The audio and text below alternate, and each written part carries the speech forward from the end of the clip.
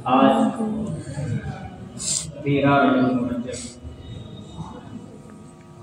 जो पाक महीना है, जिसके बारे में आकाए मदीना सल्लल्लाहु अलैहि वसल्लम के इरशाद है, रजब शहरुल्लाह।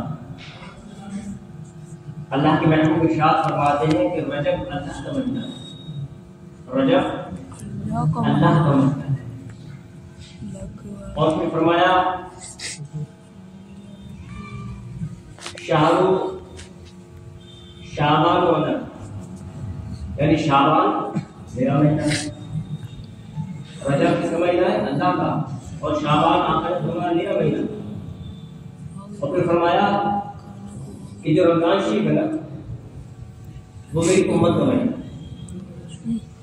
पहला महीना अल्लाह का, दूसरा महीना रजब का, रजब के बाद शाबान का, तो हुजूर ने फरमाया मेरा, और तीसरा महीना जो रमजान शरीफ का है, आप फरमाते हो मेरी उम्मत का महीना है।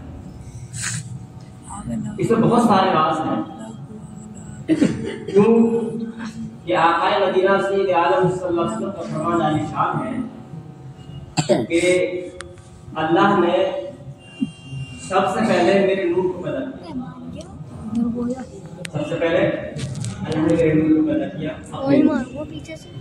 और मेरे नूर से आने के नूर को पैदा किया, और फिर अल्लाह ने हमारे नूर के अज्जा से, उसके फैलाव से तमाम आलम को पैदा किया। तो ये रजब का महीना है, और इस महीने को अल्लाह ने अपनी तरफ निस्बत दी है कि रजब अल्लाह का महीना है। तो इसमें खास नुक्ता ये भी है कि इस माह मुबारक में मौला अली दुनिया में तशरीफ लाए। दूसरा नुक्ता, इस महीने में अल्लाह ने अपने महबूब करीम अलैहिस्सलाम को 27 रजब को अपने पास मराज के लिए बुलाया।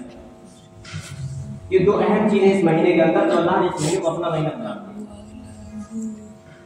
13 रजब को खाने काबा के अंदर या कुंज रहते हैं, मुतवातिर रिवायत कर रही चीज मौजूद है कि खाना काबा के अंदर मौलाए कायनात हज़रत अली शेर खुदा हज़रत की विलादत हुई, और उसी की खुशी मनाने के लिए, उस दिन के याददाश्त के लिए, यादों को ताज़ा करने के लिए हम और आप यहाँ पर जमा। फिर जब अल्लाह ताला को नेमत अता फरमाता है, तो उस नेमत का बंदे पर शुक्र लाजिम है कि नहीं? लाजिम है। तो जिस दिन अल्लाह को नेमत अता फरमाए, उस दिन बंदे को अल्लाह का शुक्र अदा करना चाहिए। तो मौलाए कायनात अल्लाह की नेमतों में से एक नेमत है, जो आज के दिन अल्लाह ने हमें उम्मत मुस्तफा को अता फरमाया। तो उसके शुक्राने में इस दिन को हम मनाते हैं, और शुक्र करने का एक तरीका ये है कि हम अल्लाह का जिक्र करें, और जो नेमत अल्लाह ने दी है उसका तज़किरा करें। इसको तो मनाना कहते हैं, इसकी याददाश्त करते हैं। अब देखिए, हमारा मुल्क आजाद होते कितने दिन हो गए? काफी टाइम हो गया। तो हम 15 अगस्त मनाते हैं जी, मनाते हैं। और मेरे ख्याल से जो मुल्क का वफादार है वो यकीनन मनाता है, जो मुल्क आपका वफादार है ना वो यकीनन मनाता है। तो उसकी वजह क्या है? जब वो दिन आता है ना, तो हमें कुछ बातें याद आ जाती हैं कि आज का वो दिन है कि जब हम एक जालिमों के चुंगल से आजाद हुए थे और हमारी आजादी का ऐलान हो जाता है। हम उसको खुशी करते हैं, मनाते हैं। ये हमारे हिंदुस्तानी होने का एक सबूत होता है, होता नहीं होता? तो इसी तरीके से मौलाए कायनात क्योंकि अल्लाह की नेमत के तौर पर हमें अता किए गए हैं, तो उसके शुक्रगुजारी में हम इस दिन को मनाते हैं, खाना खिलाते हैं, तबरुक तक़सीम करते हैं, अल्लाह का जिक्र करते हैं, अल्लाह के प्यारे हबीब अलैहिस्सलाम का जिक्र करते हैं, और ये नेमत जो मौला अली की शक्ल में अल्लाह ने अता फरमाई उसका तज़किरा करते हैं कि इसका मकाम क्या है, इसका मर्तबा क्या है। यही बना, और ये हर लिहाज से जायज़ है। हुजूर करीम अलैहिस्सलाम के तमाम सहाबा अज़मत वाले हैं, इसमें कोई दो राय नहीं। हुजूर के तमाम सहाबा अज़मत वाले हैं, बुजुर्गी वाले हैं, बुलंदी वाले हैं।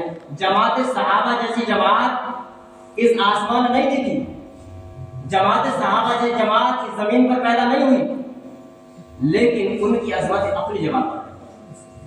और हुजूर करीम अलैहिस्सलाम के फरमान के मुताबिक और कुरान मुक़द्दस की आयतों के मुताबिक मौला अली का वो मकाम है कि कोई भी सहाबी उनके मुकाबले पर नहीं है। कुरान शाहिद है। कुरान में मैंने तिलावत किया है, कुल्ला अस्सलाम अलैहि इल्ला मौत फिल कुर्बा, यानी ऐ महबूब सल्लल्लाहु अलैहि इनसे कह दीजिए, किनसे? जो आपके कलमा पढ़ने वाले हैं, जो मुसलमान हैं, ईमान ले आए, इनसे कह दीजिए कि जो मैंने तुम्हें नमाज दी, रोजा दिया, हज दिया, ज़कात दी, तमाम अहकाम सिखाए, इस्लाम ला कर दिया, अल्लाह की पहचान करा दी, कुरान को मना कर दिया, इसका तुमसे कोई बदला, कोई इवज नहीं मांगता, लेकिन हाँ इल्ला मौत फिल कुर्बा, मेरी अहले बैत की मोहब्बत लाजिम है। अब ये बताएं, कुरान मजीद जब नाज़िल हुआ था तो हम थे वहां? कौन था? कुरान मजीद दौर में नाज़िल हुआ है, अल्लाह की हयात से इमाम नाज़िल हुआ, वहां कौन था? कौन लोग थे जिनको अल्लाह कह रहा है? हम तो थे, हमसे पहले वाला हम नहीं थे, उनसे पहले दादे पढ़ाते वो भी नहीं, फिर कौन था? वो सहाबा ही तो थे। सहाबा थे नहीं थे? जब कुरान में नाज़िल हुआ सहाबा ही तो थे, तो अल्लाह किससे मुखातिब कर रहा है? ये अल्फाज अल्लाह किससे कह रहा है? अव्वल कुरान में मुखातिब कौन लोग थे? वो सहाबा इकराम की जमात थी जिसको अल्लाह मुखातिब कर रहा था। ऐ मुमिन इससे कह दीजिए कि तुम्हारे सहाबा है जो आपके हाथ पर कलमा पढ़कर मुसलमान हुए हैं, जो आपके सहाबा हो चुके हैं, इससे कह दीजिए मैं तुमसे इसका इलाज नहीं मांगता, बदला नहीं मांगता, लेकिन इतना कि मेरी अहले बैत से मोहब्बत करो। अल्लाह सहाबा को अहले बैत से मोहब्बत करे, तो जो मोहब्बत करे वो और होता है, जिससे मोहब्बत की जाए वो और होता है। जो मोहब्बत करे वो और जिससे मोहब्बत की जाए वो और। तो सहाबा तो मोहब्बत करने वाले हैं, जिससे मोहब्बत क्या थी वो अहले बैत है। अहले बैत से मोहब्बत कबूल सहाबा को भी है, ऐसा नहीं कि सहाबा से बरी है। कुरान मजीद का अहकाम जैसे हमारे लाजिम उस हिसाब से सहाबा को लाजिम है, क्योंकि उनके मुखातिब है, अव्वल मुखातिब सहाबा है। जहां जहां कुरान मजीद ने अहले बैत की असमत की बात की है, जिस जिस अहकाम की बात की है, वहां अव्वल मुखातिब हुजूर अलैहिस्सलाम के सहाबा है। और यकीन जानिए, तारीख पढ़िए, पता चलेगा आपको कि जो जो सहाबी हुजूर का जानिसार साथी अहले बैत का वफादार रहा, उसका नाम क़यामत तक बुलंद है और रहेगा, और वही सहाबा कहलाने के हकदार है। और जिन्होंने सहाबा का लिबादा ओढ़कर अहले बैत के साथ गद्दारियां की है, रसूल करीम इस्लाम खानदान को सताया है, उनके साथ जो हसद कीना किया है, यकीन रखिए अल्लाह का कुरान भी शाहिद है, अल्लाह के महबूब की हदीस भी शाहिद है कि ना वो दुनिया में कामयाब है ना वो आखिरत में कामयाब है। सोचे है कि अबू बकर सिद्दीक़ रज़ियल्लाहु ताला जब कदर साहब खलीफा अव्वल है मुसलमानों के, है कि नहीं? उमर बिन खत्ताब रज़ियल्लाहु ताला सहाबी रसूल दूसरे खलीफा है, उस्मान गनी रज़ियल्लाहु ताला तीसरे खलीफा है। जिंदगी पढ़े, इनकी हालात पढ़े, इन्होंने अहले बैत से कितनी मोहब्बत की है, किस कदर जानसार रहे मोहब्बतों में अहले बैत के। लेकिन हमें पढ़ना होगा, हमें समझना होगा। और अगर सिद्दीक़ रज़ियल्लाहु ताला अन्हु कितनी मोहब्बत फरमाया करते, बुखारी की हदीस पाक है, आपने फरमाया हुजूर की मोहब्बत तलाश करनी है तो अहले बैत की मोहब्बत में तलाश कर सकते। हम मानते पाए अबू बकर सिद्दीक़ की तो मानेंगे, अबू बकर सिद्दीक़ को मानना कमाल नहीं है, अबू बकर सिद्दीक़ की मानना कमाल है। उनकी मानो भी फरमाते हैं अहले बैत की मोहब्बत में रसूल की मोहब्बत तलाश करो। यानी आप ये बताना चाहते थे कि तुम रसूल की मोहब्बत का दावा करने वाले जब तक सच्चे नहीं हो सकते जब तक अहले बैत की मोहब्बत की बात तुम हासिल ना हो। हज़रत बिन खत्ताब को देखें, कितना जब कदर मकाम है, मिंबर पर खुतबा दे रहे हैं, इमाम हुसैन तशरीफ ले आए, बच्चे हैं बीच, जैसे आप तशरीफ लाए सीधे मिंबर की तरफ मौलाना पहुंच चुके हैं, क्या होगा मेरे नाना के ऊपर नीचे उतर जाए, है किसी की मजाल? है किसी की मजाल? वक्त के खलीफा है, सहाबी रसूल है, आला मकाम है, ऐसी हुकूमत आपने कायम की कि दुनिया ऐसी हुकूमत नहीं देख पाई, वो अदल इंसाफ आपने कायम किया। लेकिन उमर फारूक आज़म है, मिंबर पर तशरीफ फरमाए, हसन करीम तशरीफ लाते, उमर मेरे नाना के ऊपर नीचे उतर जा, आप फर्क खुतबा छोड़िए, मिंबर से नीचे तशरीफ ले आए। अदब देखिए, हाथ जोड़िए, बेटा हुसैन फरमाइए, आजा अपने नाना के मिंबर पर जाके बैठ, ये मेरे नाना का मिंबर है। रोने लगे, कहा हुसैन मेरे नाना का मिंबर ही कोई नहीं, ये सब तेरे नाना का सदका है। सर से पगड़ी उतारी, और अपने बाल पकड़ के कहा, हुसैन इस उम्र के सर पे जो बाल उतर रहे हैं ये भी तेरे नाना का सदका है। वो अपनी तौहीन नहीं समझते थे, वो अहले बैत की मोहब्बत में गर्क थे। आज लोग क्या बातें करते हैं। इन हजरात ने अहले बैत के साथ वो मोहब्बत की है कि हम सोच भी नहीं सकते। जब ये मामला देखा तो फिर हुसैन करीब ने फरमाया कि अच्छा ऊपर जा, मेरे नाना के मिंबर पर जाके बैठ जा। ये मकाम है हुसैन का, ये मकाम है हसन का।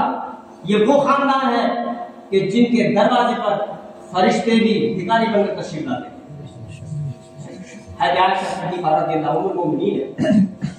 तमाम मोमिनों की मां, कुरान हमारा है, तमाम मोमिनों की मां है, उम्महातुल मोमिनीन है। आप फरमाती हैं कि जब मजमा होता मस्जिद नबी के अंदर, मौला अली अगर मजमा होते, मेरे बाबा सिद्दीक रज़ियल्लाहु ताला अन्हु टिक बांधकर मौला अली के चेहरे को देखते रहते, तकते रहते। मैंने अर्ज की, बाबा जान ये आप सब लोग यहाँ बैठे होते हैं और अल्लाह का जिक्र करते रहते हैं, बहुत सारी बातें होती रहती हैं, लेकिन मैं देखती हूँ कि आप हमेशा मौला अली के चेहरे को तकते रहते हैं। फरमाया बेटी आयशा, जो आपकी लफ्ज़ जिक्र है, कहा बेटी आयशा तुम्हें नहीं मालूम, मैंने इन कानों से, मैंने आपने इन कानों से सुना है, मेरे आका अलैहिस्सलाम ने फरमाया कि अली के चेहरे को देखना इबादत है। क्या कहा? अली के चेहरे को देखना इबादत है। कौन फरमा रहा है? कि उम्मुल मोमिनीन हमारी मां इरशाद फरमा रही है। रिवायत कौन कर रहा है? जनाब अबू बकर सिद्दीक रिवायत कर रहे हैं। हर आशिक को फरमाती है कि जब आपने इतनी बात कहती है तो एक बात मुझे भी याद है। फरमाइए बेटी। कहा आपा जान, मैंने अपने कानों सुना है कि आका सलाम ने इरशाद फरमाया था कि अली का जिक्र करना भी इबादत है। भाई जो लोग उस जमाने मौजूद थे वो देख सकते थे, हम नहीं देख सकते। हमारे आका ने आसानी को आप जानते थे, फरमाया जिक्र अली की इबादत, अली का जिक्र करना भी इबादत है। तो हम कहां क्या कर रहे हैं? अल्लाह का इबादत कर रहे हैं, चेहरा अली का देखते हैं, इबादत अल्लाह की हो रही है। जिक्र अली का कर रहे हैं, इबादत अल्लाह की हो रही है। ये हमें इस्लाम को समझाई का है, हमें बताया नहीं गया, हमें पढ़ाया नहीं गया। हमें नई बातें पढ़ाई जाती हैं, नई बातें सुनाई जाती हैं। क्यों? वजह है कि किसी से जरासीम आते हैं ना हमारे पास, वो हमारे अंदर बीमारियां पैदा कर रहे हैं, बीमारियां पैदा कर रहे हैं। बनु उमय्या ने जरासीम छोड़ दिए थे उस टाइम पर, वो आज तक मौजूद हैं। और वो जिसको लग जाते हैं ना, वो बड़ी बीमारी से मरते हैं। इसलिए बचना चाहिए। अब देखना आपने पीछे एक बीमारी फैली थी कोविड 19 के नाम से, क्या कहा था उन्होंने? दूर रहे, सबसे दूर रहे। क्यों रखा दूर? इसलिए कि आप सही होंगे तो एक दूसरे बीमारी लगेगी, उसी को समझ लीजिए।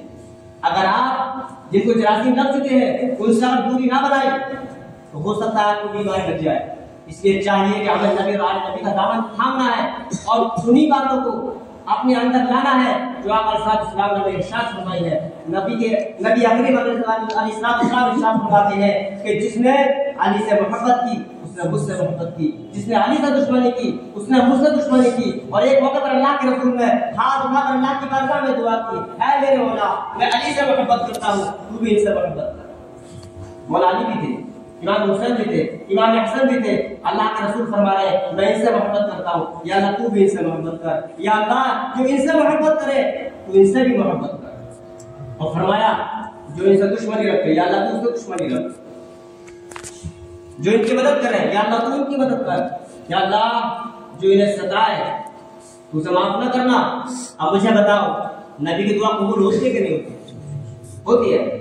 तो याद रखिएगा, नबी की दुआ कबूल है, हर हालत में कबूल है। अब जो अली के हैं वही नबी के हैं, जो नबी के हैं वही खुदा के हैं।